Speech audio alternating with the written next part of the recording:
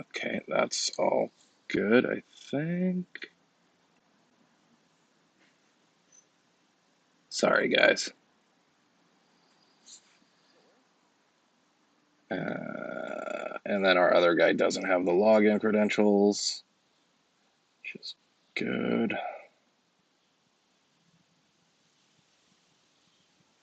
Hey, folks, if you're watching, we'll be 2 seconds. We're just waiting for one more guy. We had two guys dip last minute. We're kind of all over the place. I don't think the screen is how they want the screen to be, but we're gonna live with that, I think. Close that one up. Let's pull that out. Okay. Just waiting on Jordy. He is getting in. Should be any second. And then Jen and Joel, you'll have to carry the Mariners team, so to speak, today. Or sorry, the Blue Jays team. Okay, here we go. Is he coming? There he is. Jordy in.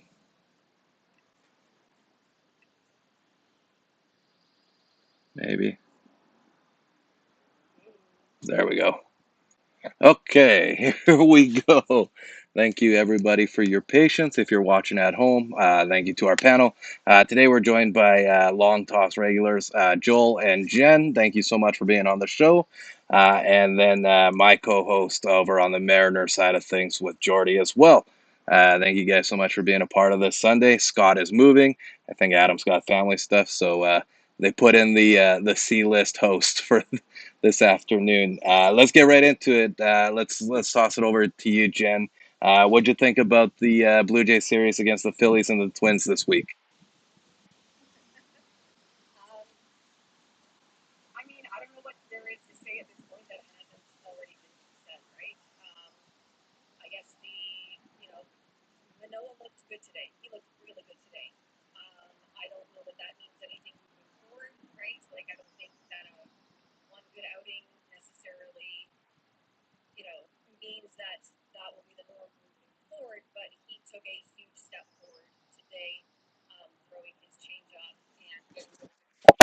So that's on the plus side. That and the fact that Davis Schneider and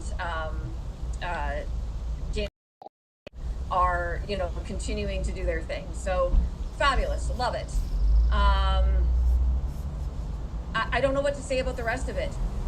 It was really amazing. I got in my car yesterday. I didn't watch any of the game. I listened to, I think, 5 innings in my car.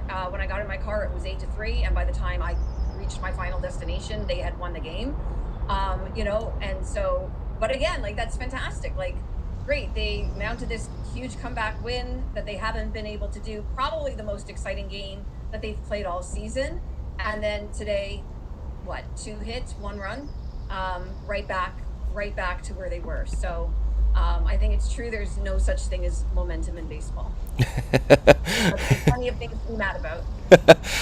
Joel, would you agree with Jen's assessment with the week? Obviously, splitting with the Phillies there is nice in a 2-game set, one of the hottest teams in baseball, and then unfortunately, you guys came off that high note of coming back down. I believe it was 8-2, and then winning 10-8. You get a good start out of Manoah, which is always promising. But what's your temperature at right now? Oh, well, I'm coming off of that players meeting that they had about 4 games ago, right? I guess we're technically 2-2 since that situation, if I'm correct. But in no, those high points, you can't take high points at this point in the season. We are where we are for a reason, and when you see a game like today where they put up 2 hits, no matter how, like, don't get me wrong, I was as high of a fan as I've been in a while watching yesterday's game, right? That was an incredible roller coaster ups, and it was nostalgic. Bo hit a home run, and Vladdy had 4 hits, and you're like, oh, these are old time feelings, but is it is it kind of that situation where you're like, an old ex is calling and you've got those great feelings again, but you know it's going to happen the next game, and here you are, right, regretting making that decision and answering that phone call the next day, right, 2 hits. So yeah, panic mode is as high as it can be, right? Like the offense is sputtering. Good signs for Manoah, but consistency is going to be a big marker for me to really start to be confident when I start to talk about Alek.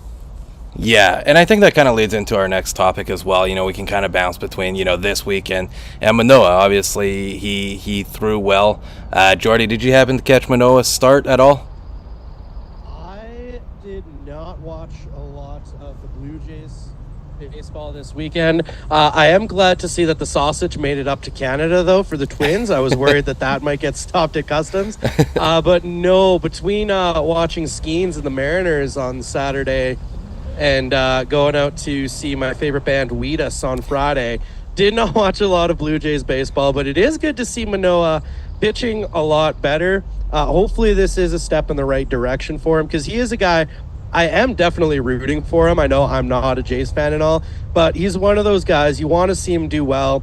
He seems like he's got that kind of personality where he wants to do well too. And I've always liked the guy ever since he stuck up for Alejandro Kirk on Twitter. So I'm rooting for the guy, and you know me, Juan. I always cheer for the big baseball boys. We got to stick together. I'll toss it over to Jen. If you had to choose between one of the three guys, would you go Danny Vogelbeck, Alex Manoah, or who's the other one, Jordy?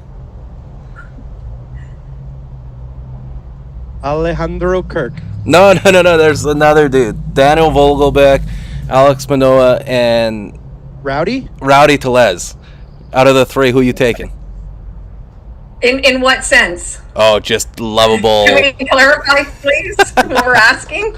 I don't even know. If you had to start a franchise with one of those three being the face of your franchise, that's a hell of a franchise. Yeah, it's off to a soft start, to say the least. Who you building around?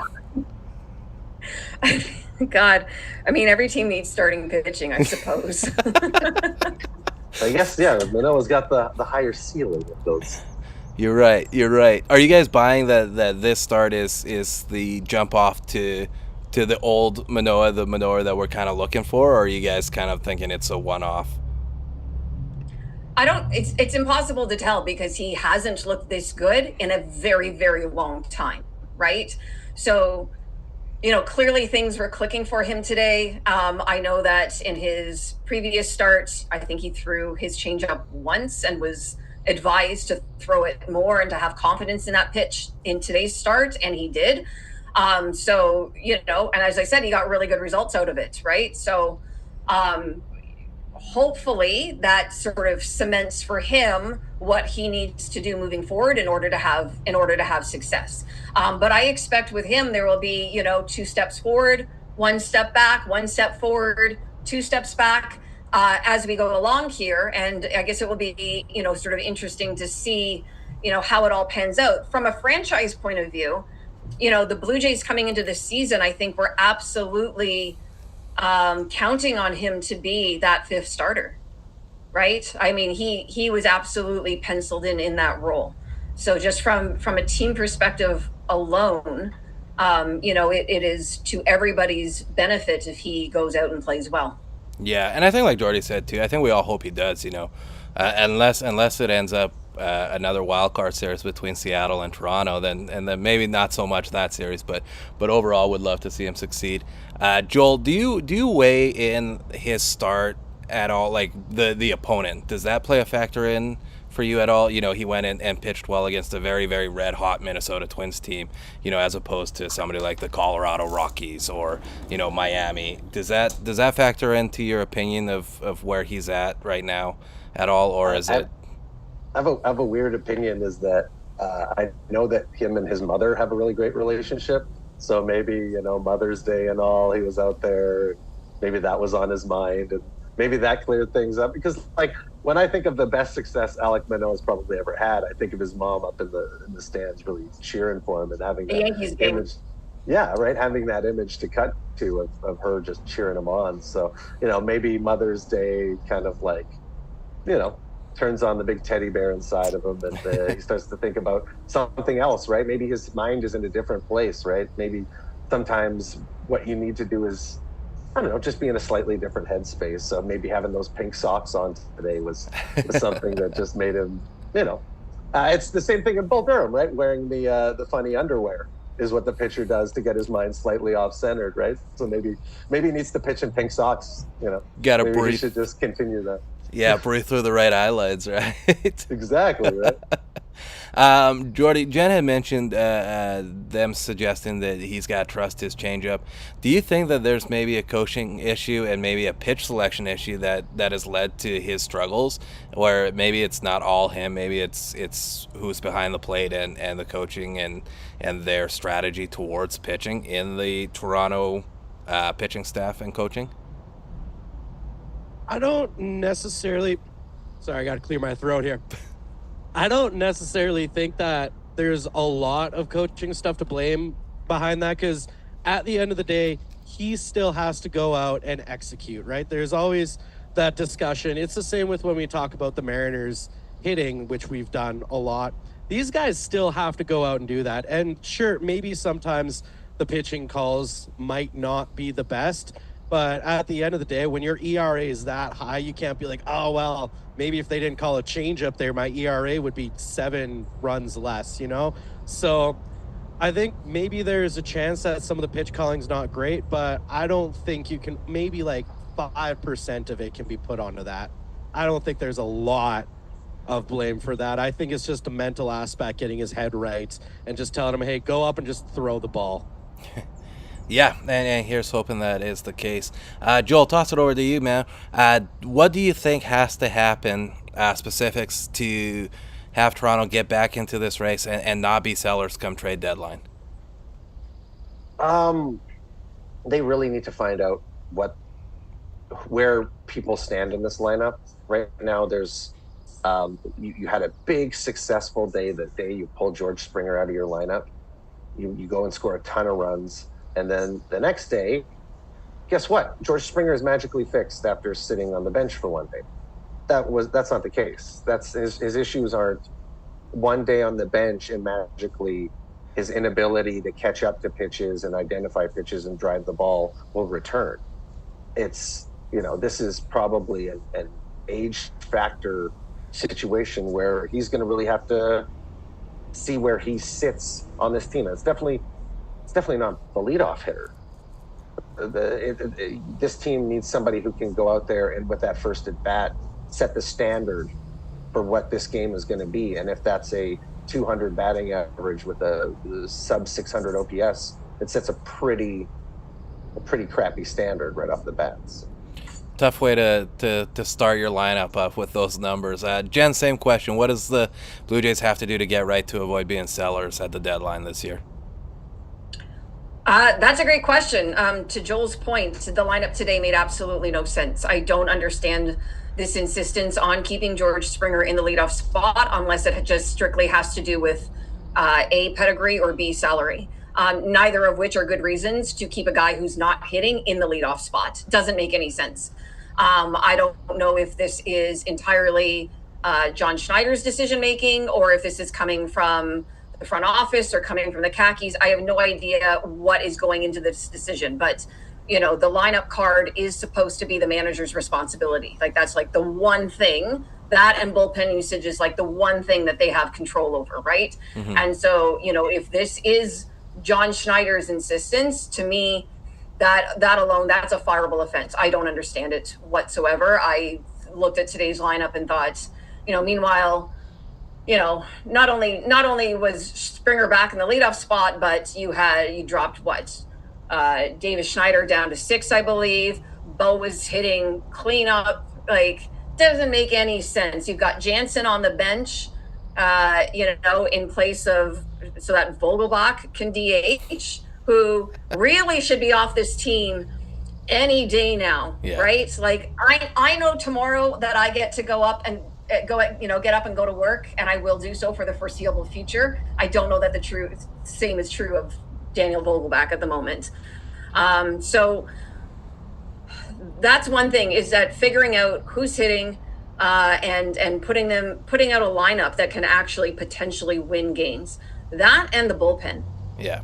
Right. That has been a very weak spot for this team, and I don't partly due to injury, but also partly due to underperformance. And I'm not sure at what point they take a look at that and make changes. When does Eric Swanson run out of rope? I know he had a tough start to the season, but when does he run out of rope? When does he only come in as a mop-up guy? When does he go to Buffalo and work on things?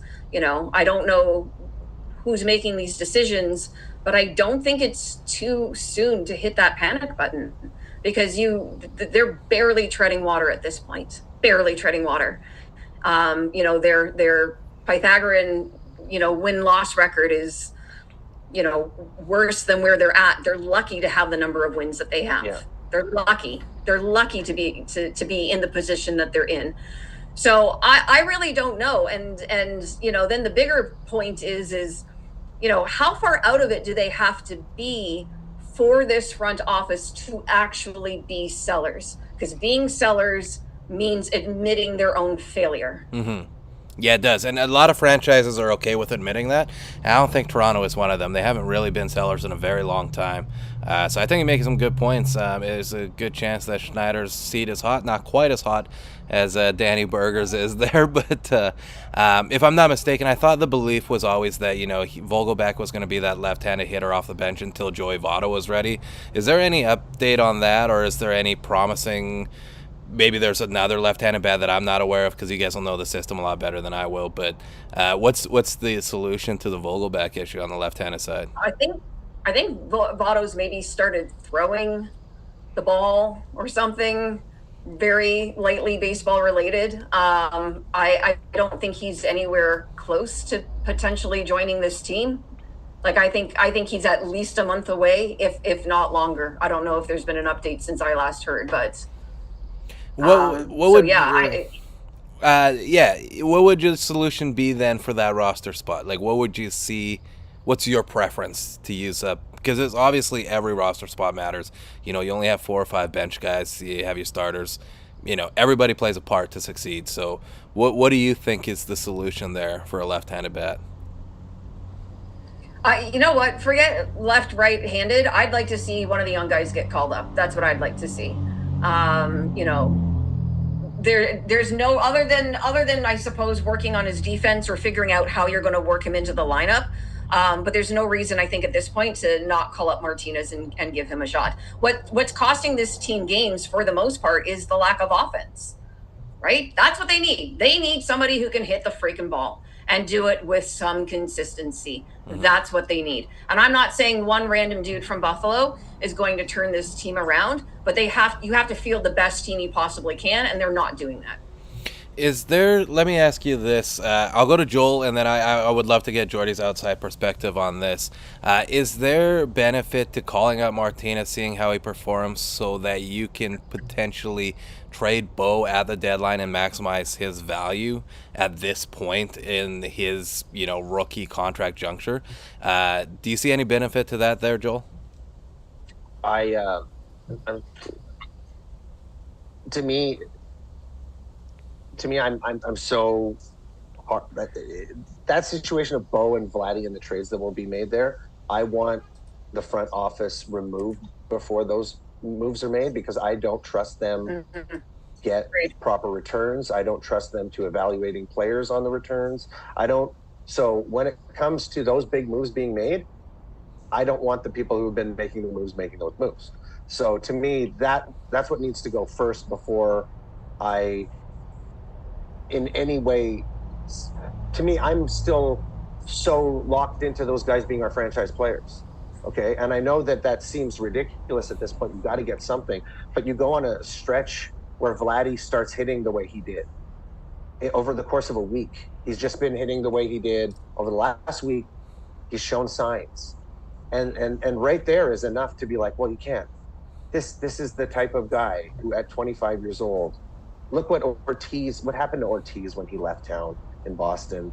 He was 27, 28, goes to Boston, carries a franchise for a decade, put up MVP caliber season at 40, right? Like we're forever going to be known as the team that let this guy go, and he goes in Hall of Fame somewhere else, right? So I feel like, I know I put out these videos that say that it is, when it comes to Vladdy, it's a big time feeling thing. It's a heart thing. It's a family thing. That's what baseball is for him. And him using Teoscar Hernandez's bat over the last week or so is a sign that says he's missing something, and he's missing a presence that was there. And when he hit that home run in Washington, and he gestures for the home run jacket, he's hearkening back to a simpler time. There's a hell of a lot of offense on this team that it just doesn't make sense why we weren't able to maintain that. Yeah. Do you feel the vibes of... Sorry, go ahead, Jen. I was going to say, if we just want to go quickly back to that, left hand, right hand, forget Martinez, call up Horowitz, right? And figure out a spot for him. Throw him at second, see what he can do. At this point, like I said, it's not... They went for pitching and defense, and that's not winning them games. So, throw somebody in there. But I couldn't remember if he was left-handed. I just had to double check, and he is. No, that's totally fair. And I'm sure, Jordy, you can probably speak to, an organization going pitching defense. How frustrating can that be? And maybe you can shed some light for the Jays fans, knowing all too well what it's like to feel that and lack of offense. Oh, man. There's not a lot more frustrating than watching your pitcher throw an absolute gem and then sitting there thinking, we're going to blow this. We're still not going to win. But as you guys were saying about Vladdy turning it around, right? It's good to see. I think the Jays do have the offense that's capable of, being competent, doing enough that they're not going to be out there wasting pitchers' really good performances. It's just a matter of getting those guys to hit. And yeah, Vladdy's moving in the right direction. The thing that also was brought up was with the potential to trade Bichette and Vlad Guerrero too. Yes, they're on expiring contracts, but I agree with Joel in that I don't think you can possibly get enough of a return to trade them unless you're so far out of it by the time the deadline comes around. I think that's just, and also I think if you're the front office and you move them, your job's not secure enough to go into the offseason with the plan to rebuild. So I don't think they can afford to trade Vlad Guerrero and Bo Bichette unless they're like, oh, we'll just do a favor for the next guy. Because that's pretty much just calling it. And if they're not winning this season, those guys aren't coming back in the front office. No, I think you're right. Trading those two players means, sorry to interrupt. No, you're good. Trading those two players means you are making a severe left turn with this franchise, right? You are now, the plan has been abandoned, and everything that they've attempted to do for the past, 6 years or whatever is out the window. It was a mistake. That's what they'd be admitting, right? And I don't think this front office has it in them. The bigger failure, though, would be to allow both of them to walk in their walk year and get nothing for them, right? If you've won nothing with these two guys, right? You have not even won a playoff game with these guys, and you let them walk for nothing. That to me is an even bigger failure than being sellers at this deadline. Yeah, and I mean, that's the fear. I think that was going to be my follow-up question. What happens when, the end of next year rolls around and you go the way that Ohtani did with the Angels and, you get nothing in return except for a pat on the back and thanks for your service, nothing to really truly show for it, which is a bit of a catch-22, right? Because you have to think that these two guys have been offered extensions, so there's been talks of extensions, probably not in the last calendar year, but you have to imagine there has been approaches and discussions and trying to feel out what that looks like. And maybe it was a good thing they didn't extend them, and maybe it's not, to be determined, right? But the longer and the closer they get to free agency, the less that return is going to be coming back to Toronto. I have a hard time thinking Bo, for sure, is probably not going to resign. I would also be surprised if Vladdy would at this time. Is that your guys' sense as well? Let's go to you, Joel. That's been my... Sorry. All I was going to say is that I don't think they re-signed with this front office, right? So I do completely agree with Jen that if they're going, you have to get something in return. You can't allow that Ohtani situation. But I definitely don't want this front office being to me, the moment where the front office comes in and says, hey, we're going to trade Vladdy and Bo to the ownership, is the moment that you axe them. Get somebody else to come in and make that move and start, because those are assets for a new regime to start a new design for a new team. And it's not this regime that needs to run that design. It's not up to them to get a return. Jen, does the timing of it all make you nervous? Obviously, they're not going to fire the front office staff until the season is done. But to maximize value on these guys, you got to trade them during the season so there's a playoff run for them to contribute to this year. Plus, you get that full year of working with them and having them in your building. Is there any concern with this timing and there being a lose-lose situation here? Absolutely. I mean, if you trade both of them now, you are theoretically maximizing the return that you're going to get back, because they aren't just rentals for the last few months of the season. But to Joel's point, Ross Atkins is not the person I want handling those trades. He is not the person I want handling any kind of a rebuild. Any major decisions moving forward, I thought he should have been ousted at the end of last season, quite frankly.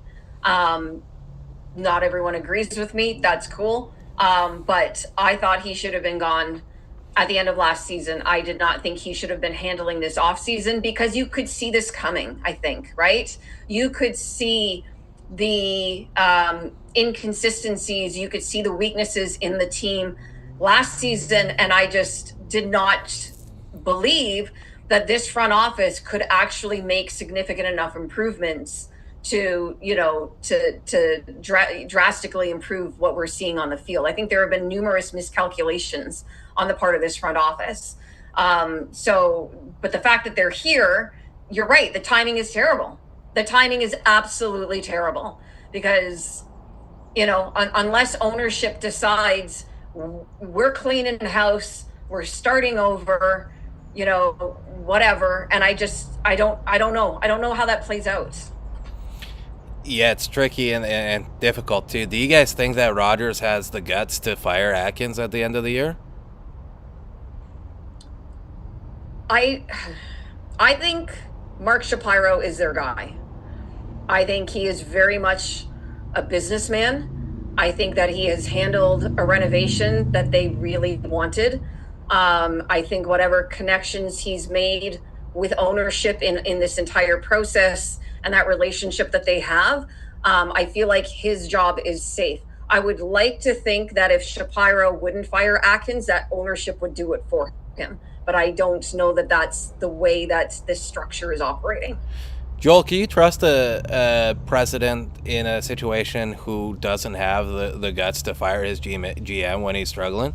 Like if Shapiro doesn't have it in him to go out and fire Atkins at the end of the season, let's say, the Blue Jays end up 10 games under 500, and Shapiro says he doesn't want to fire Atkins, what do you do if you're Rodgers? Well, they've got their renovations done. It's totally, just get rid of them. This is you're talking to the guy who's watched Moneyball 300 times. Mm-hmm. And I've seen the scene where you go to Cleveland and you deal with Mark Shapiro, who doesn't make any decisions.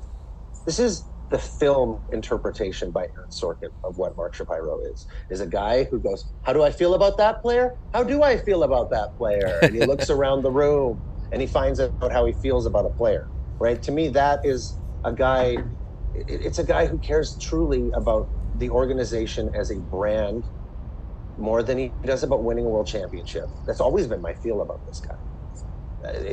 Does he scream winner to me? Does he scream guy who only thinks baseball? And when he has conversations, does he light up about his players? No, he lights up about architecture. Okay? So this has never been a guy that I've trusted with the decisions or being a president when it comes to a baseball team. He was getting fleeced in a Moneyball, which takes place in 2002. We're in now 2024. He's not advanced his mindset towards the game at all. He's just shifted it, like I said, to things that really, he thinks that the game is great if if the seats are this way, or if there's more bars, or if there's more this, that's a great baseball experience. As far as ownership is concerned, we are not the kinds of fans that they are trying to attract. No. Right? The intelligent fan who will criticize the lineup, we're not the fans they're trying to attract. They're trying to attract two types of fans. The corporate fans who are not going to watch the game but are going to spend a lot of money on the seats, on the boxes, and then, the food and drink that come with it. And then they want the social fans who are going to be in those outfield bars and standing areas and the rooftop patio and whatever else, again, drinking and eating. I'm the fan who goes by myself, brings my own snacks and brings water because I refuse to stand in a concession line and pay for overpriced anything, right? And I want to go by myself because I want to sit and I actually want to watch the game. I'm not the fan that they're trying to attract into that stadium. And the renovations are geared towards those other two groups. Yeah, that's frustrating for sure. And I mean, it's a business, right? And I think a lot of fans forget that a lot of times. And I don't necessarily agree with it. I don't necessarily put money over winning. I want to win, so I respect that. Jordy, play GM here for me, and not to harp on the negative around Toronto right now, because Seattle is not the perfect team either, but there is a better chance that we'll be in our division with Texas and Houston struggling, whereas, the Yankees and Baltimore are doing good things in the East right now. Jordy, is there one or two players on the Blue Jays roster you would love to trade for, and what would that trade look like? And then I'd love to see if Jen and Joel agree and would accept that trade. I want Kevin Gausman. Well, I'll start at the top. yeah, I don't care what it takes to get him. I want him. Just trying to think for Blue Jays players right now. I feel like, not saying that you guys don't, but I feel like the Blue Jays as a team aren't appreciating Davis Schneider enough. I would love to see him in a Mariners jersey. I think immediately not taking the trade. Yeah. No. I think he needs to play more. I'm a big Davis Schneider guy, but once again, I think he's one of those guys that is protected. It's going to take a lot to get him. So maybe if they're out of it and Mariners offer up like Cole Young or something. But guys like that, they've got a really good group of like those middle infield types that can play all around the field. Like Ernie Clement is another good one where I would love to have that guy on my team. But I can't think off the top of my head who I would want the Mariners specifically to trade for that could realistically get, because it's tough because they're kind of in the same situation right now where they both need some upgrade on offense. So it's really difficult to deal in that sense. I think you went a little bit more difficult too with, controllable assets, with Ernie Clement and David Schneider, who are, going to be around for another 5 years. You can't have them. Yeah, you can't have them. I didn't think we were going to be able. Yeah, I just want 9 hairs from his mustache then. We'll trade. That we might be able to get you. We'll trade you Julio Rodriguez power numbers from this first month and a half of the season for 9 David Schneider mustache hairs. I think that's the plot of Superman 4, if I'm not correct. For me, I would offer you guys our number 10 prospect and Jonathan Clase. He made his MLB debut, hit about 220 with good speed, and I would like Yimi Garcia in return, please. I'm definitely thinking like for Matt Brash would be an interesting trade piece. He just went for TJ. Right, you can have him. I know, but it's a situation where you're trading a player who isn't going to be able to help you this year. But he'd be a really great bonus when you're obviously trading for an injured player, which is the certain teams have a precedent for doing that. But it's a high return when it does come back. Yeah. And he doesn't help you at all right now, right? So it's the bonus situation for you to get some production out of a player who's going to be gone for a while, and then when he does come back, that's a hell of a return. So that's an interesting. Jen, what are your thoughts? Yimi Garcia for Matt Brash. Don't do this to me. If it makes you feel better, I don't think I like it either. We created a trade that makes everybody uncomfortable here.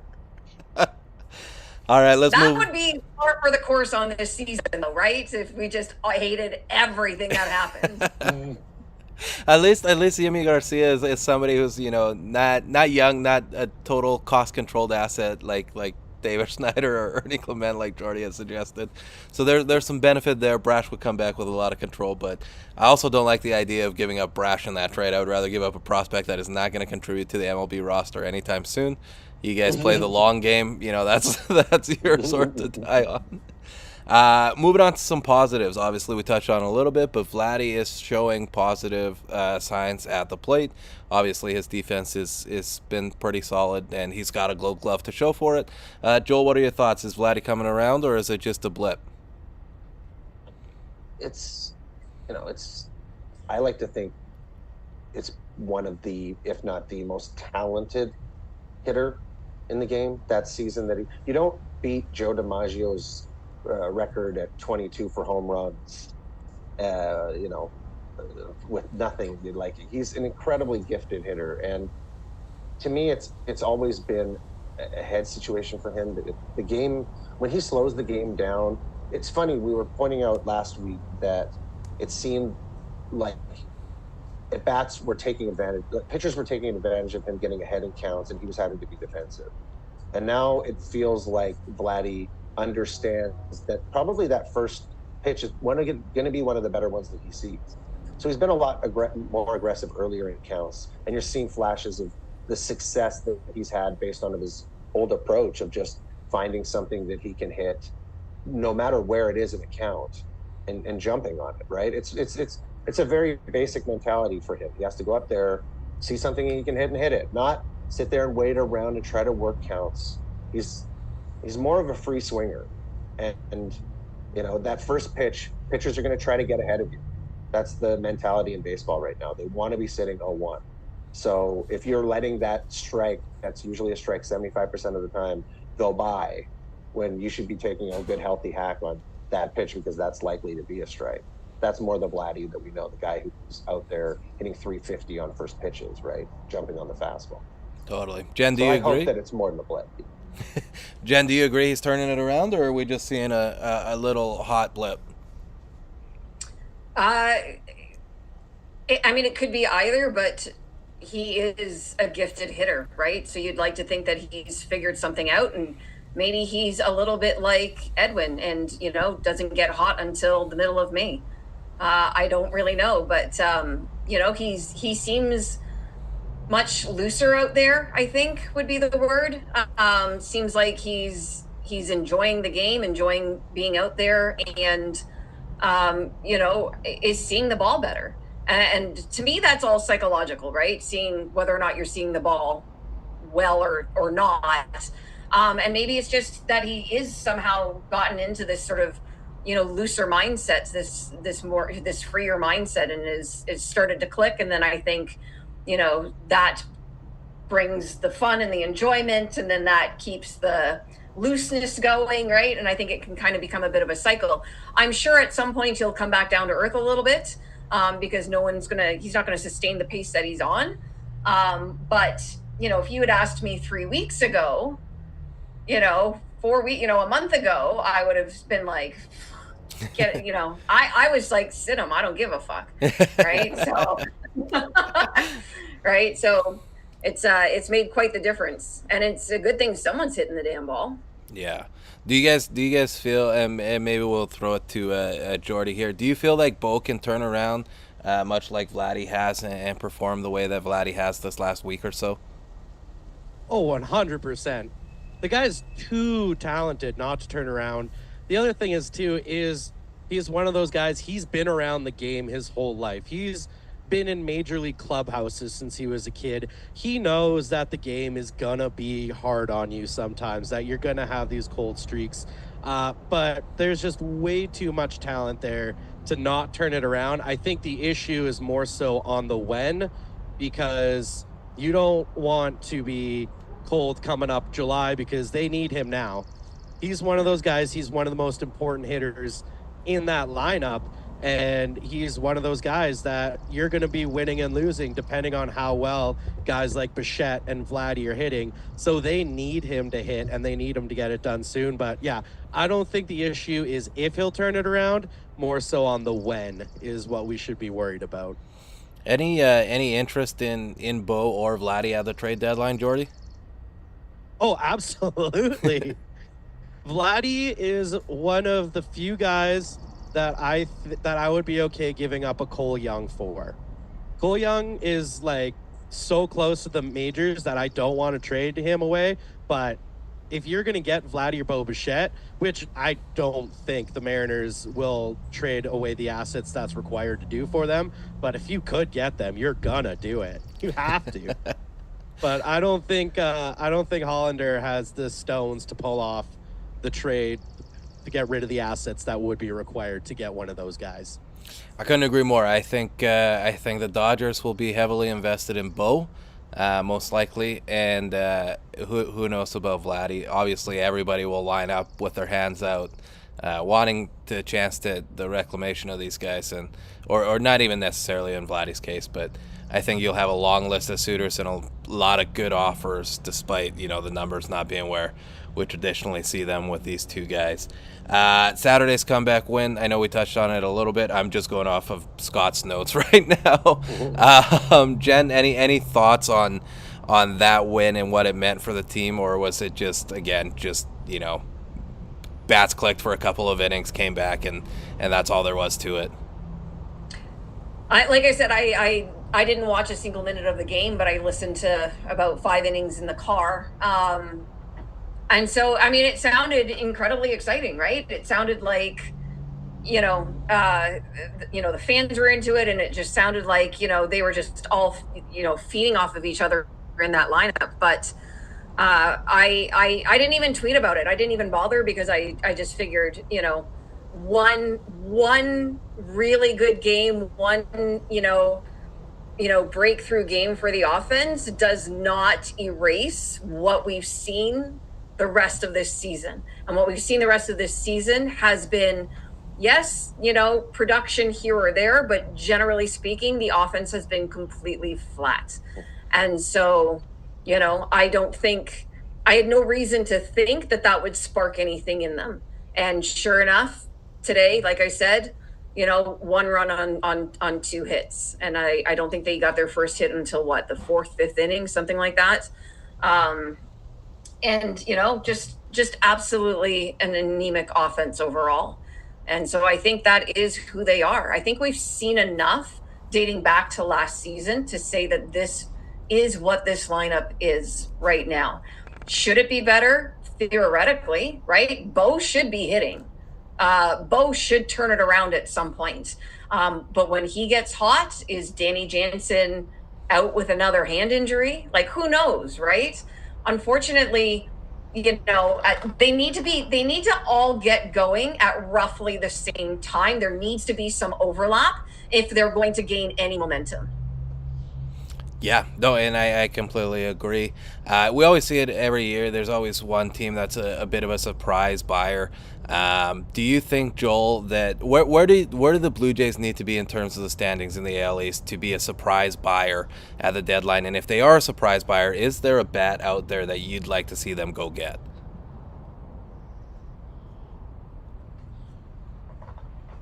That's a good question.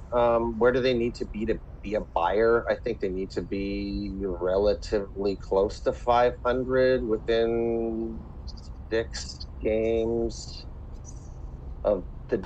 No, they won't be there though. They'll be within 6 games of the division.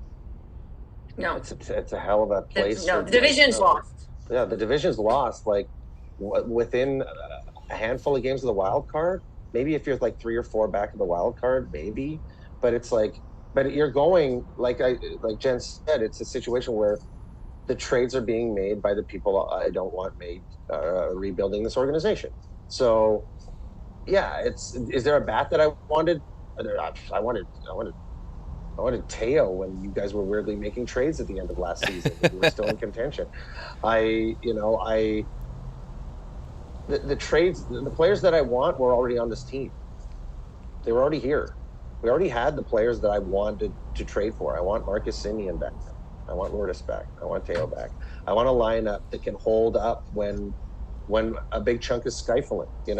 When George and Vladdy and Bo, they're not hitting. Oh, but you had Marcus and you had Lourdes and you had Teo and you had all of these other bats that are like, oh, we're going right now.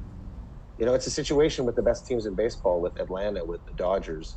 They have offenses where they know that their best players aren't going to hit 450 every month.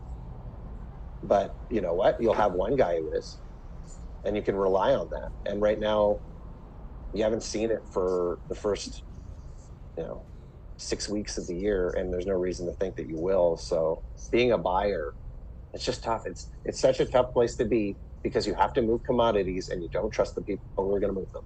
So do you wait till the off season? Do you ship out the front office, get new people in to then trade your star prospects or your star players for what they can assume that they can find for prospects? It's just a really, really, really tough place to be. We shouldn't be. I think if they're buyers, they're very light. They're very lightly in the markets, meaning that, they'll add a bullpen piece.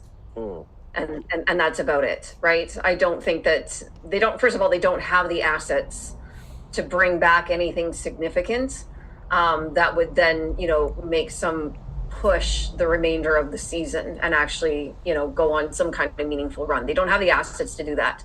And so then who are you trading from the roster? If you're buyers, you're not wanting to trade anybody who's actually playing well. You're not trading Davis Schneider, for instance. So who are you trading to get anybody back? You're not. So I think at best, like I said, it will be a very underwhelming type of trade deadline. Add one piece that's relatively insignificant, and that'll be it. I think any major retooling would likely happen in the off season. And that's not to say that they should wait till the off season. I'm just saying I think that that's how it's going to end up panning out. No. And it'll just be another wasted season. That sounded all too familiar. Just seemed like a very accurate depiction of what it's like to be a Mariners fan over the course of the last 2 and plus decades. I wouldn't call our trade deadline underwhelming last year. It was more frustrating than anything. And you know what? We got Josh Rojas back, so it ended up being okay, to be honest.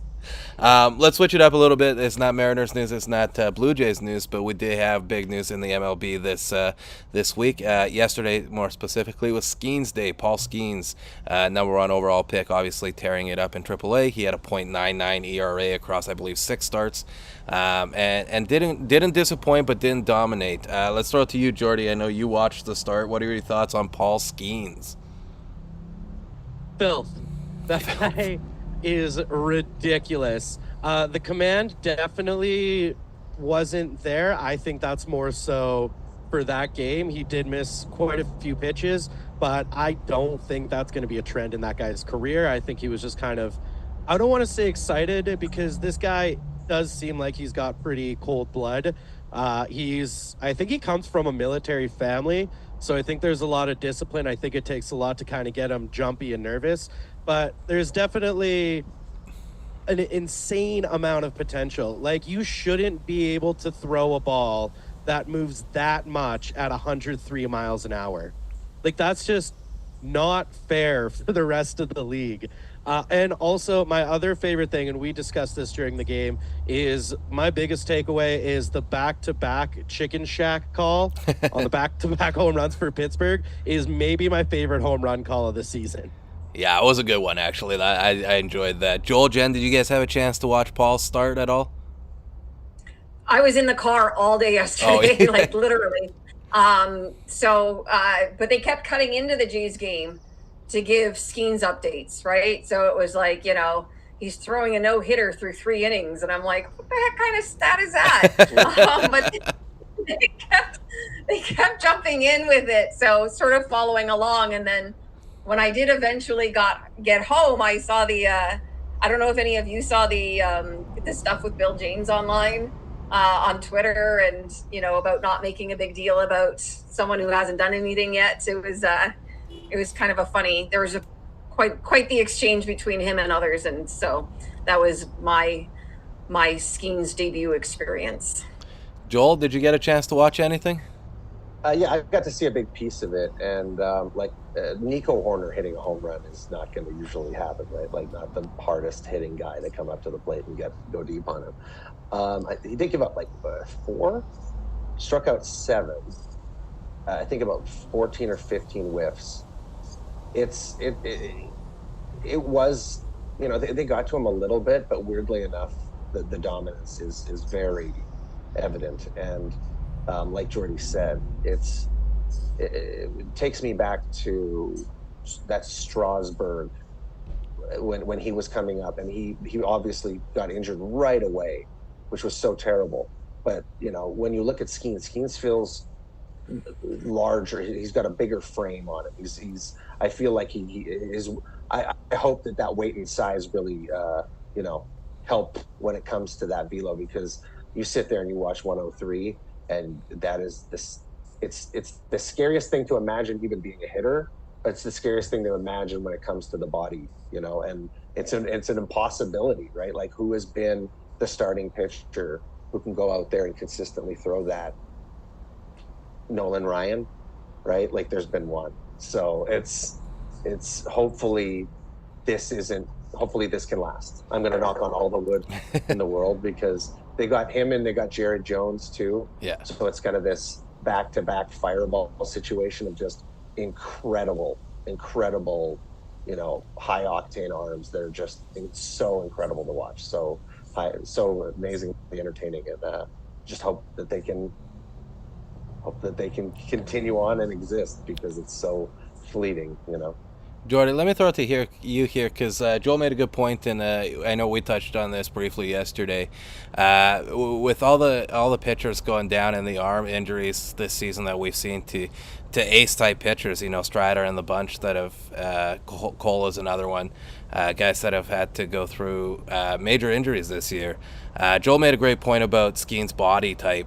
Do you think there's a better chance for him to stay healthy long term, or do you think the comparisons to Strasburg are potentially fair comparisons? Like, if I were to make a guess, he would be the guy that I'm like, oh yeah, he's got the build to handle it. But then again, when you're throwing 103 miles an hour, like, what did he have? 17 pitches that were over 100 miles an hour. 17. And out of what do you throw, like 85 pitches, more or less, that, like, the amount of stress on that elbow, even if you are that much of a freak of nature like him, I still think that that's still so hard on the elbow. But there is a chance that he could be that freak of nature that can handle it, because yeah, like Joel mentioned, Nolan Ryan was able to, but that is once in a lifetime that we've seen. Once in the game.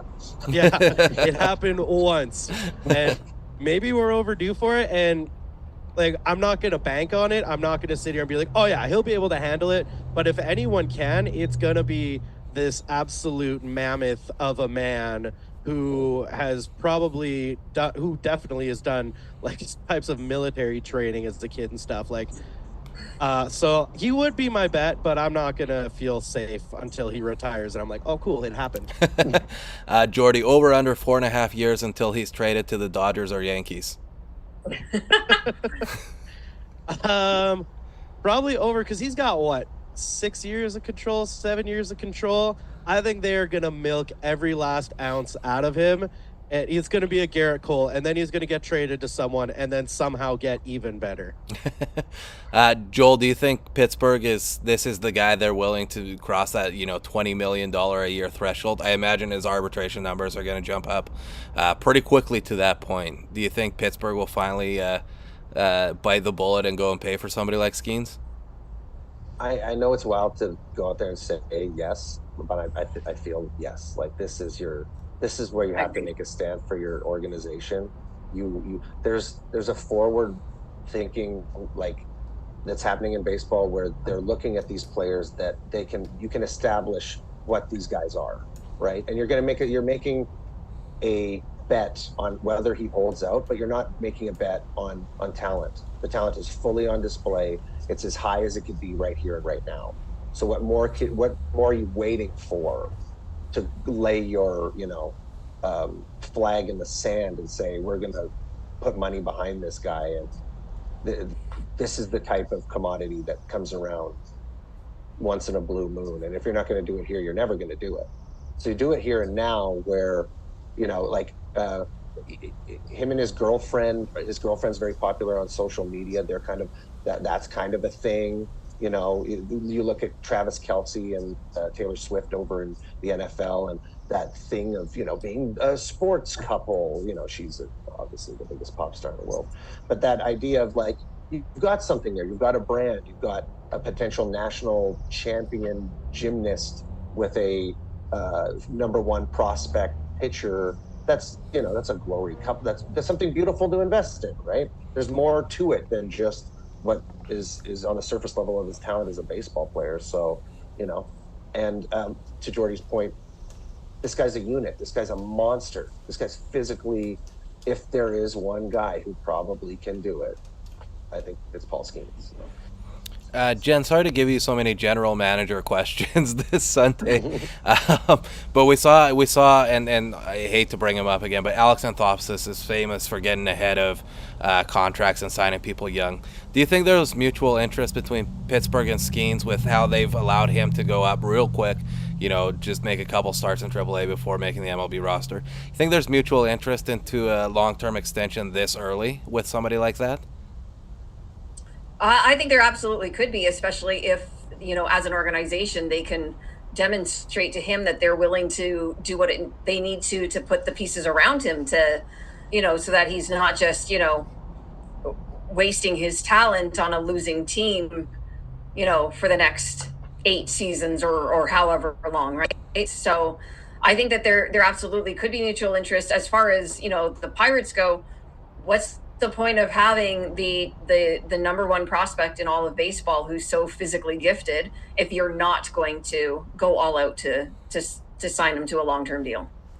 Yeah. I mean, if I'm essentially writing him a blank check right now and saying, let's figure out what your arbitration totals are most likely going to be. Let's tack on, an extra 10, 20 million, and let's get this done for a decade, much like the Mariners did with Julio, much like the Braves did with Acuna. And I imagine Toronto tried to do the same thing, honestly, with Bo and Vladdy. And they came for money, and Skenes obviously signed a massive bonus allotment when he was drafted as well. So I do think that plays a factor in. And I do think, like, to Joel's point with his girlfriend being so popular on social media, I think there are a lot of avenues for them to make money outside of, their sports profession. So it could be tricky. Am I the only one who has no idea who she is? I can do like 20 minutes on Livy Dunn right now if you guys want. I work at a high school. We don't want that. This is the only time I've been able to talk to my students about baseball is because I'm like, hey, guys, your Livy Dunn's boyfriend is going to be pitching. So it's been exciting for me. Jen, if it makes you feel better, Scott had no idea and had to ask us yesterday who she was too. So she's a I have no That's how clue I know who she is. She's a gymnast making about $4 million a year at LSU. It's who she is. She's very famous on TikTok for being very attractive and a gymnast. And now dating Paul Skenes. I can put it together from there. My point being is they have a lot of financial security, so it could be difficult to get a deal done long term, but definitely something that Pittsburgh should look into. And here's hoping, we wish him nothing but the best and a happy, successful career, and we'd love to watch him, go chase strikeout records. And obviously Nolan Ryan made that almost impossible, but if he wants to finish second overall, that would be cool too. Jordy, why don't you give us an update on the Mariners? Let us know what's going on the west coast of the American League. Well, we are back to winning series again, finally. We took 2 of 3 from the Oakland Athletics, but the one we didn't win was not pretty at all. The pitching is kind of seeing a little bit of regression. We knew that they weren't going to be pitching way above their heads forever, so there is definitely like a little regression. But we're starting to see a couple guys on the offense step up. The issue right now is just I'm being muted consistent. as long as I'm not talking, okay? So right now, I would say our best hitter is Josh Rojas. And then we've got, weirdly enough, Dylan Moore as our second best hitter. And then Cal Raleigh as a left-handed hitter is probably our third. And Cal Raleigh as a right-handed hitter is probably our fourth best. So definitely need to see a lot more guys stepping up on the offense. But we're starting to see some positive regression on the with our hitters right now. And Julio just hit another home run. So maybe he's starting to turn it around too.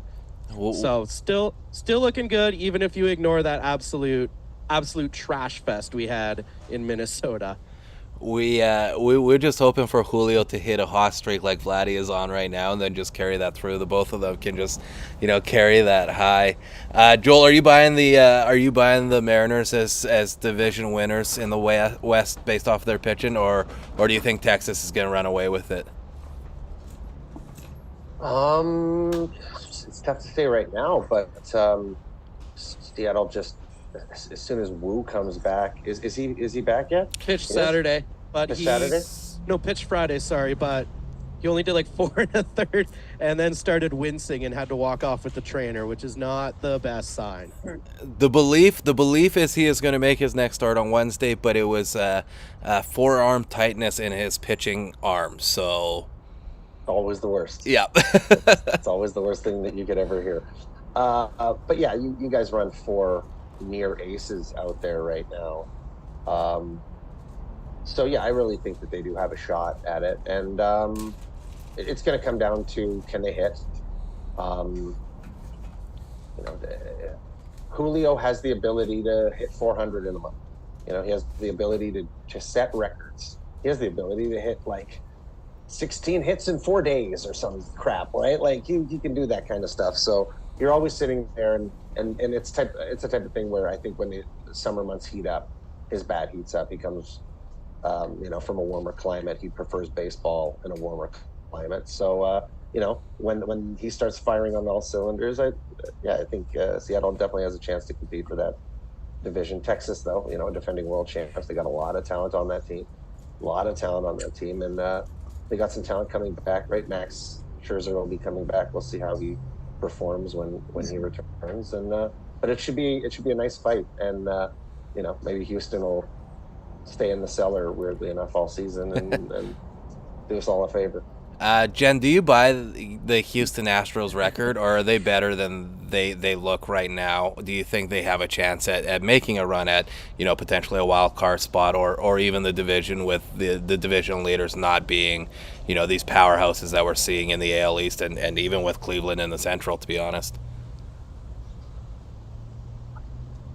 I mean, they should be better than they are, but they're not. And I don't see them, much like the Jays, I don't see them going on any kind of a run, to be completely honest. But I do think Texas is a team to worry about. Yeah, no, and that's fair. I think, Jordy, any fears of Houston, or just Texas at this point? Or I guess we should say the Angels and the Athletics as well, but I don't think anybody here takes them seriously.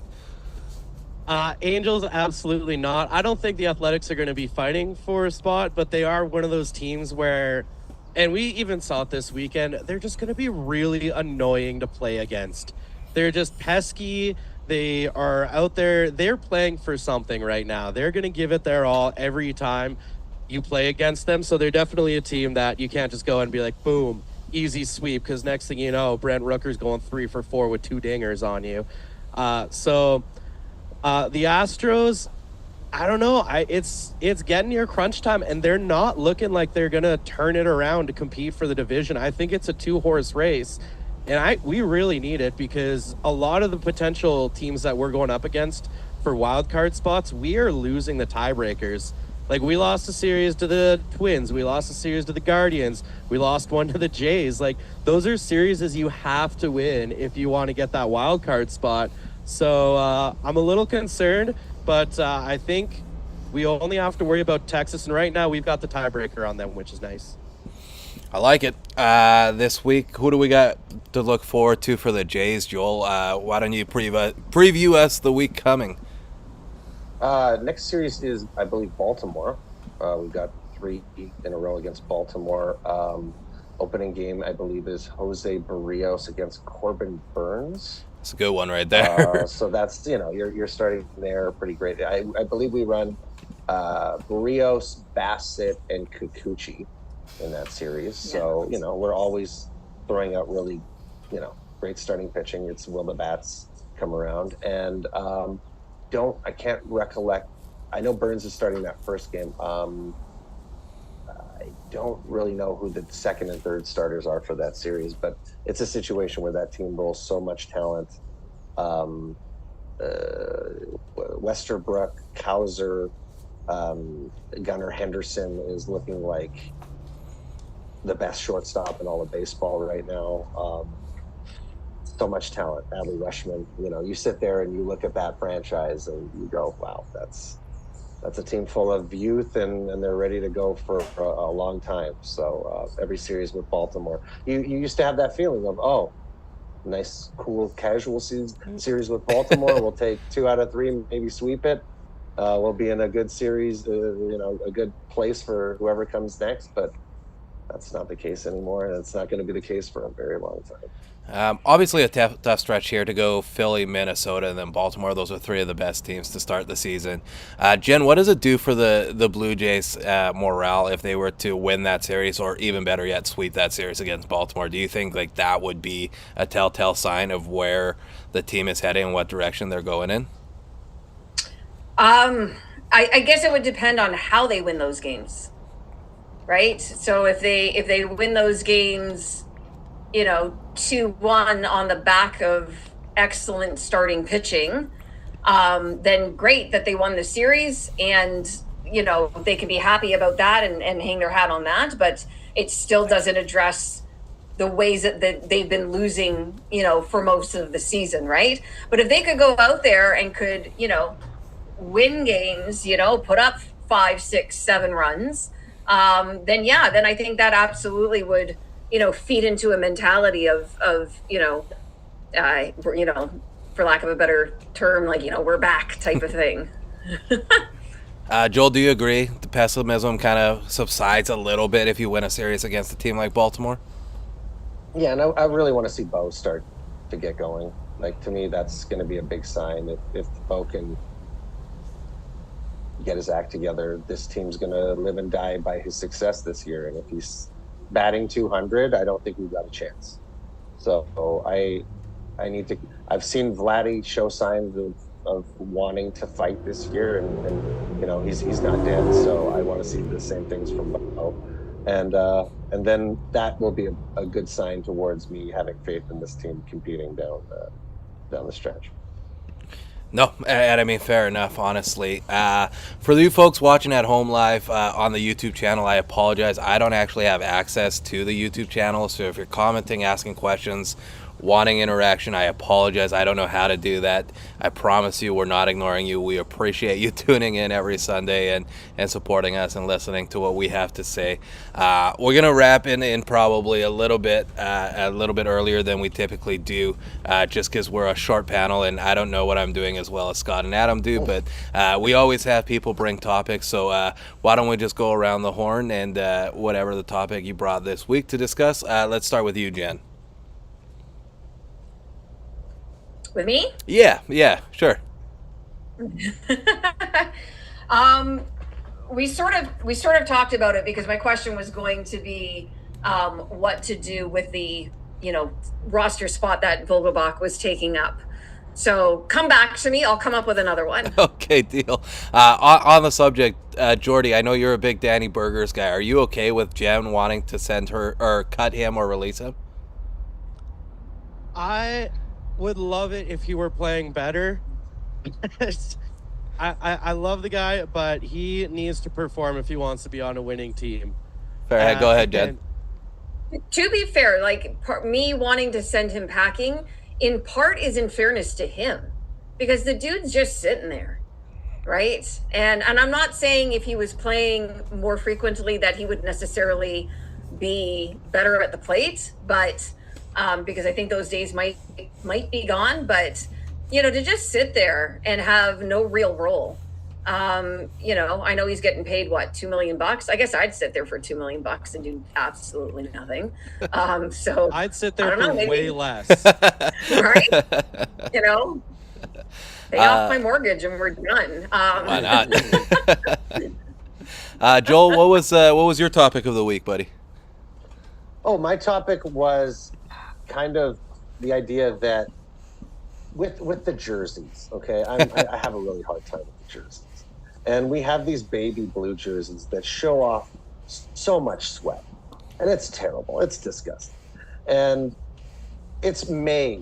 We're in April and May, and that's what they look like now. Imagine what they're going to look like on Kirk and Vogelback and Manoah come the middle of July, right? So my topic is, I think we should just not wear our third jerseys and just go with the whites until this whole jersey debacle is fixed, because unless they want to come out with a third jersey the City Connects jersey is just a jersey that isn't sweaty. I would take that. Or if the entire idea is that this is what the jerseys look like after Vladdy dumps water on you, right? And hey, this is what a successful Blue Jays jersey usually looks like, is covered in water, but it just really doesn't have that feel for me. So my kind of topic is, should we just kind of go away from the third jersey until this whole Fanatics jersey debacle is done? Because I don't understand how it is such a debacle. I don't understand how, when designing something that professional athletes are going to wear, running around and exerting themselves, that whether or not sweat would show was not taken into consideration. That's the only thing I take into consideration when buying workout gear. That's it. That's all. It's just right? So funny to me. So I don't understand how they screwed it up so badly. And I mean, they've been getting it right for decades and decades. How did one company just not know what to do? How did they have no research or no intelligence around what makes a professional uniform? It's crazy. And I mean, the Mariners have been dealing with it as well. They had to wait over a month for their Sunday cream jerseys, and at one point we had our ace pitcher, Bryce Miller, who was, I think, had a 1.6 at the time. He had to wear the Bat Boys pants because his didn't fit. It's insane. I don't get it. Jordy, do you have thoughts on the jerseys? Because it just boils my blood how incompetent such a thing at such a colossal level business-wise could be made. I don't get it. Jordy, thoughts? I knew this was going to happen the second I heard Fanatics, because as you know about me, I'm a big hockey fan, and the NHL just got on with Fanatics for their jerseys last year, and they're terrible. They're poor quality. And then I saw the MLB agreeing with Nike. I was like, oh, cool. And they're like, yeah, Fanatics are going to do it. I'm like, this is going to be bad. But I did not expect it to be this big of a disaster. And like you mentioned, missing the jerseys. We're not the only team that's missing jerseys right now. No. St. Louis, it doesn't look like St. Louis is going to get their baby blues all season right now, which, after hearing about what the Jays look like with sweatiness and the baby blues, maybe that's not a bad thing for them. But I can't remember the other team who's missing their jerseys. We still don't have our creams. It's so embarrassing for the MLB. And the fact it took them this long to be like, yeah, guys, we messed up. Well, they haven't even said that. They just said, we're going back to the old one. So it's absolutely pathetic is the nicest term I could think of for how this whole jersey things went down. Well, this surprised me too when Fanatics was the company that was going to produce them. I don't know if the algorithm, it probably does matter, but I don't know if you get the ads from Fanatics in Canada in terms of ordering MLB apparel, but it's always these massive, almost, it almost comes across as a scammy company where it's MLB worn or quality jerseys, which in this case is actually not very good. Usually that's a selling point. It isn't currently this year, but it's MLB jerseys $30, and then you click it and it's actually $300 for a jersey, but they just give you wraparound marketing to make it seem like you're getting the best deal ever. Do you guys get those ads from Fanatics at all on Facebook and stuff, or is that just a US thing? Okay, I haven't seen it. It's so bad. It's so bad. Because you'll just market it to you as $39.99 for a jersey, and then you click it, and then there's there's this fee, that fee, and then they get the price to be what it actually is. but you're only paying $40 for the jersey. I mean, that's the kind of company Fanatics is, and I think we're seeing it now with the jerseys. I would love to keep it on the jersey topic. It's a bit of an extension to the topic, but we got some new City Connects recently. Do you guys think it's laughable that Detroit and Philadelphia are wearing the exact same City Connect? Let's go to you, Jen. I didn't realize that they were. Are they really? It's the same fucking jersey. I don't know if you have an opportunity to Google them right now, but it's the same jersey. It's the same color scheme. It's the same grading. It's really, really weird. I'm pretty sure the font is almost quite a bit on my feed. identical. Oh God. Joel, have you seen these jerseys? Oh, sorry. Go ahead, Jen. I didn't know if you had a chance to see them yet. No, I was going to say, was it like a lack of creativity, or was it just did they just lose one design and say, let's go with this one? What happened? I honestly, I couldn't explain the thought process behind it. It really felt like there was a situation where it was like, hey, copy my homework, but just change it a little bit so we don't get caught for cheating. Like, that's really what it felt like. Joel, have you had a chance to see them? Yeah. Which one did Philly come out first? Phillies came out first, yeah. Yeah, so I saw Phillies, and the way that they explain the Phillies jersey, like the blue has to do with this specific part of the, this has to do with like the history of why the coloring was everything. You felt like, oh, okay, I understand why this. And then Detroit's came out, and they're like, yeah, us too. And you're like, wait, but it was rather strange because they're supposed to stand out very uniquely for your area, and they're supposed to really stand out. But for two to come out, and I think, am I not correct, that Cincinnati and Baltimore had two rather similar like black jerseys that were just very close. Yeah, we're just like, hey, we both went with just straight black and jet black, and you're like, oh. So it seems like the creators, whoever's creating these jerseys, just needs to like separate the similar looking ones from coming out at the exact same time as the other one that looks exactly like that, right? If you were at least to put out like Philly came out first and then Detroit came out 30th, it would be a little, but they come out literally within a week of each other. Yeah, I mean, I was hoping that the Philly jerseys were going to come out like an Irish or like a Kelly green. I know Philly is massive like football Eagles fans, so I was hoping they would tie it back to something like that. It was cool that they associated the bell, but that was it for me. I don't know. I like the City Connects, and I like seeing like new jerseys, and this streetwear kind of concept is really cool to me. But I think they could be doing a significantly better job, and I wish that they would just go out and hire somebody locally in that city for like an independent artist and say, hey, let's work together. You're that independent artist in our city that everybody knows. You have galleries, blah, blah, blah, blah, blah, whatever. I don't know that industry at all. But, use somebody local, sit down and actually, capture the city and not some corporate bigwig mind that thinks he knows what Philadelphia and Detroit is. That's my take. Jordy, do you have thoughts on these jerseys at all? I am a big fan of a lot of them. Some of them are just amazing. Like that Miami one is an absolute slam dunk. Or I guess I should have said home run. That's okay. I'll figure it out. But yeah, Miami's is great. I love Colorado's. Seattle's is good. But some of them, I feel like they're way too focused on dark gray. Like the City Connect's obsession with dark gray is just insane to me. The other issue I have is they won't show sweat though. They won't show sweat though. Yeah, they're pre-sweated in. That's why they chose them. The other one, and this might just be me, I hate black baseball pants. Can't stand. Even when I was a kid playing and I saw another team wearing black baseball pants, I would feel so bad for those kids. I'd be like, oh, you have the worst coach in the world. I can't stand seeing black baseball pants. They're one of my least favorite things to see in the sport. It's so funny that you say that, Jordy, too, because on the City Connects, I've actually been kind of into them. I really like Cincinnati's. I actually don't mind the black pants for the Mariners. I do remember playing baseball as a kid, and if a team showed up in black pants, we knew we were going to beat the shit out of them. Like, we knew that team was god-awful if they showed up in black pants. So it's funny that you said that, but I couldn't agree more. Let's move on from the jersey talk. Obviously, there's a lot of complaints, and we could probably go on a long time. But, Jordy, did you bring a topic today? I've got one. What do you got, buddy? One. Okay, so I have next Sunday, I have nothing going on for the first time in weeks. And Juan, you know I've been wanting to attempt this. So I need your guys' opinion on what the best matchup would be to attempt the 999 challenge. So obviously, we've got the Mariners and Orioles at 11:35 a.m. my time. Issue with that is there's going to be a lot of quick innings. So I'm also looking at White Sox Yankees.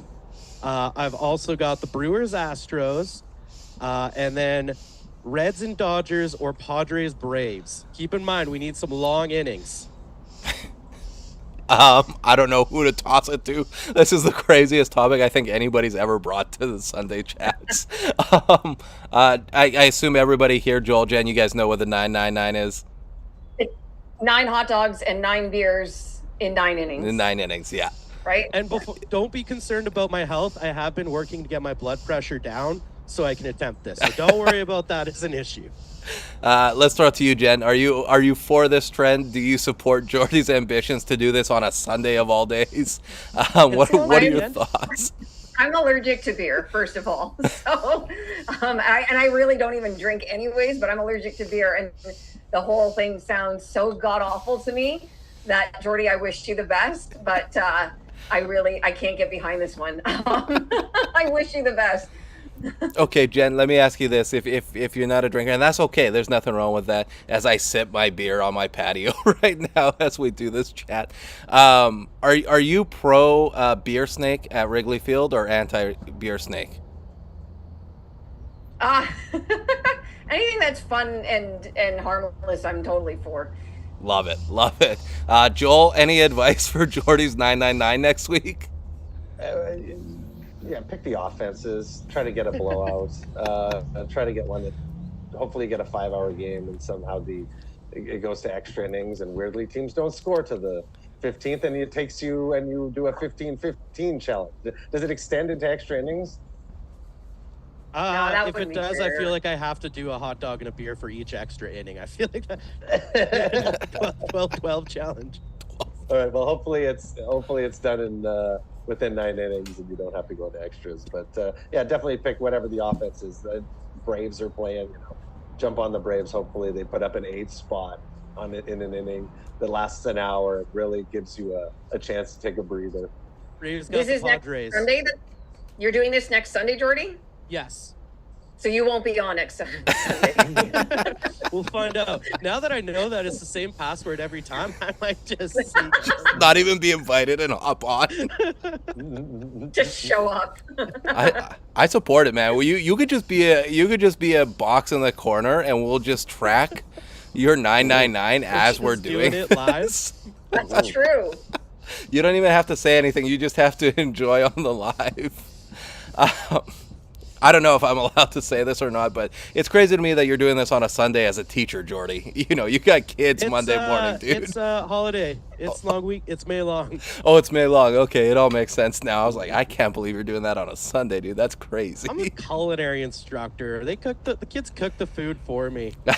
Yeah, for some reason, next Monday they're doing breakfast sandwiches at school. Burn the place down. Jeez. We got way off track here. Jordy, we're not bailing you out. The walk-off does not have bailout funds if you burn down the school kitchen. I'm staying home. Jen, were you able to come up with another topic? Absolutely not. That's fair. That's totally fair. I mean, it's not a good topic, but because this podcast has been, entirely Jays and Mariners centric, and it's, we've kind of got 2 and 2. I guess a question that sort of anybody could answer is, aside from those 2 teams, who are you watching? Who are you interested in? Who do you like? Yeah, let's throw it to you, Joel. Who do you like outside of those 2 teams? The Braves. I'm a big Braves fan. It's Anthopoulos, though. That's my love for him. I love the team that he's built. I love the way they play, the consistency. That team's going to be there for a long time. They built a winner for a while, and I enjoy the Braves whenever they're on. Obviously, I'll sneak a Dodgers game just to see that whole, because it's a circus at this point. It's just like you got to tune in to watch that, 3 MVPs come up to the plate. It's crazy. That's kind of fun. Jordy, you watching anybody else? I have always had a bit of a soft spot for Cincinnati. Obviously, being a Mariners fan, love Ken Griffey Jr., being a Canadian, love Joey Votto. And right now, they're just so fun to watch. I love Ellie De La Cruz. Spencer Steer is legit right now. That guy is awesome. Just that whole infield they've got. And then even right now, they got Noel V. Marte coming back from suspension soon, former Mariner top prospect. They've got Jake Fraley, a bunch of former Mariners. So they're the team that I went into the season. I was like, this is going to be my NL team because they're just a fun young team. And Ellie De La Cruz alone is worth the price of admission. Yeah, he's cool to watch. I look for an Ellie update every day. Oh, he's always, because he's one of those guys, he can just do something amazing out of nowhere. Like when he stole all 3 bases and then ran home. Like, there's always the chance that he's going to go up there and do something that blows your mind that you haven't seen in years. Hit home runs. Yeah, he's such a stud. He's a freak athlete, 102 across the diamond and a lot of fun to watch. I got to see him in Seattle. He made some great plays at shortstop. He hit a home run, which was really cool to see. Who are you watching, Jen, outside of these guys, or are you just fucking locked in on the Blue Jays? I'm pretty. I don't have a lot of time to really dial in on other teams, but I always sort of keep one eye on the Padres. I enjoy watching them. I've got a friend who's a big Padres fan, and so I always kind of keep one eye on them. But so many fun teams on the West Coast, and they're too late for me.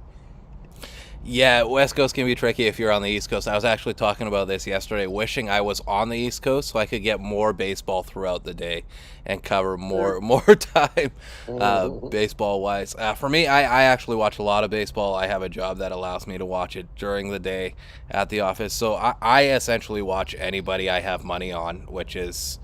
could be anybody, any day, as Jordy giggles, knowing today was a tough one for me. Thanks a lot, Philadelphia. It was supposed to be a sure thing against Miami. God damn it. My topic would be this. What do you guys value in a catcher on your roster, whether it's Toronto or Seattle? How much do you value what they provide on the offense? Do you care about blocking, framing, or are you just looking for somebody that's going to keep the run game in check? Let's send it to you, Jen, and then we'll go around the horn, and then we'll wrap things up. Jen, what do you want to see out of your catcher for the Blue Jays? Yeah, I was going to say an offensive catcher who can throw out runners. That's what I want to see. Framing's great. Couldn't care less. I just think it's with automated, I don't know where the direction of the game is going, if it's going to go to sort of automated balls and strikes, but then in which case it doesn't even matter if you can frame a pitch. But I want to see a guy who can hit the cover off the ball and throw out runners. That's all. That's what I want. And by offensively, are you like a Cal Raleigh, go hit 210 but lead catchers and home runs, or are you somebody that you want more well-rounded offensively? Obviously I'd like a little bit more well-rounded than that, but if you can put the ball over the wall, then I'm happy. Show me some power. I love it. Joel, thoughts? Yeah, I'm kind of out on framing too. I'm more, call a good game, really be able to dissect your opponent, read bats. I think that's a skill that's kind of like lost right now is the catcher who can sit there and see where batters are on a given day against like 5 minutes. The pitcher who's on the mound. And then, consistent offense, I think, is more important in this day and age, and a cannon to throw out runners, right? Like, pretty much Gabriel Murray.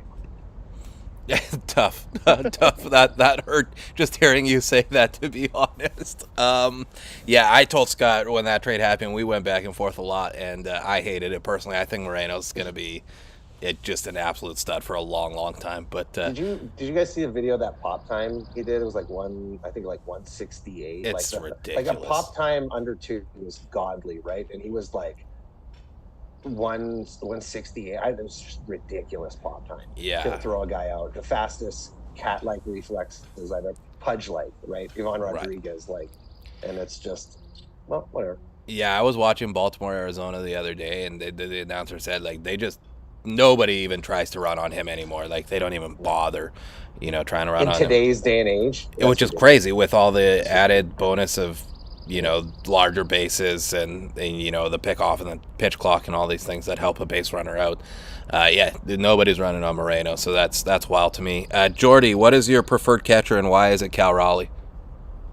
I was going to say, I think the most important quality you can have as a catcher is just a big butt. So the Mariners and the Braves definitely leading in that category. I do prefer a catcher that's just going to, have a decent average, but I like to see bombs mainly because I don't like to see catchers on the base paths. They got those bad old knees. You can't have them running the bases. Just let them do their little trot. But the other thing is, and this is one thing that I don't think Cal gets enough credit for, is just having a really good leader behind the dish is so underrated. And you can see Cal Raleigh, like he's very smart, and when he talks, he breaks the game down really well in interviews and stuff. He knows what he's saying, and the pitchers clearly like the guy too. He's always hanging around with his pitchers. Whenever you see videos of the pitchers getting interviewed, Cal is right there. Like, they love being around the guy, and I think that's one of those qualities that doesn't really get talked about, but it definitely should be talked about more because it's something that he does so well. And even when they were going on that amazing run, I don't think he got enough credit for what he was doing to help that pitching in that run.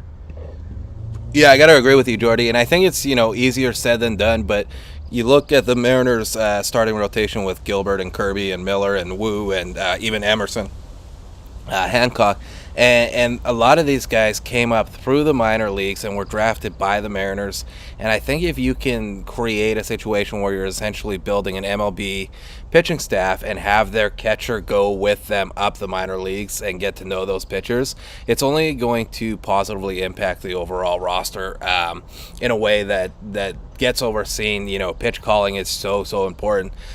You could be the best pitcher in the entire MLB, and if you're not throwing the right pitches in the right times, MLB hitters are going to hit those pitches. There's so much that goes into the thought process and science behind calling a game and the importance of having that. Mike Matheny famously once said that Yadier Molina could have a 0 batting average and he would still be my starting catcher every day, no matter what. So I think it's important to have a smart catcher back there. I think the Jays got a couple good ones in Kirk and Jansen there. Obviously, there's more offense with Jansen, and you would love to have kept Gabriel Moreno, but hopefully Varsho makes it worth it at the end of the day. You got a couple of years left with him, and hopefully he puts together a couple good seasons for y'all. I apologize for those of you watching at home. We didn't quite hit the 2-hour mark. We're about 20 minutes short, but we'll do better next week. Joel, where can everybody find you at home? You can find me on TikTok at K_Kami. Just doing my baseball stuff as usual there. And that's usually where you can find me. Heck yeah, man. Always a pleasure to talk to you. Jen, where can we find you at? I'm on Twitter and Instagram at baseball_Jen, and that's Jen with 2 N's. Awesome. Jordy, where you at, buddy? I am on Instagram. Jordy is a nice guy, all one word. Jordy spelled Jordi. And you can also find mine and Juan's podcast on Instagram at Walk Off Mariners, also all one word. Awesome. Thank you guys so much for taking time this afternoon. I apologize. I know we went a little bit short. Those of you watching at home, I apologize you went a little bit short. Let Scott know how much you love him in the comments over me, or let him know that you like me better. I would gladly accept that as well. We'll be back next Sunday. I'll have Scott with me, and he'll be steering the ship next week. Be sure to leave a comment. Let us know what you thought of today's topics. Like, subscribe, and be sure to check out all three of these folks over at their respective platforms. Thank you so much for tuning in. Go Jays, go Mariners. Have a good week. Thank you so much. Good night.